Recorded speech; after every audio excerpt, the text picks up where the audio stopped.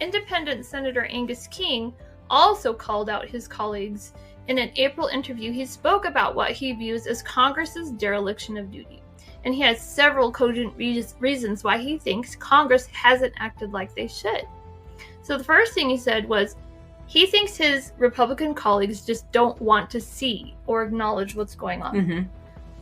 He said partially when he talks to them, they say, well, the courts are going to take care of it. We'll leave it to the courts. But he says that's a cop-out. And he says a lot of it is about primaries. It's about the concern that Trump or somebody else will run a candidate against you in the next election. He also says that he, as senators and congressmen, they're not getting the information that they should get from federal agencies or appointees or cabinet members. They're just refusing to give them information. So it makes their investigations difficult. He says when people say, well, then why aren't the Democrats doing anything? Or they're independents like he is? He says, we just don't have the votes. He says the folks who do have the votes so far have just not wanted to see what's going on. He also pointed out that the Speaker has absolute power over what comes to the floor of the House. Which I thought was an interesting point.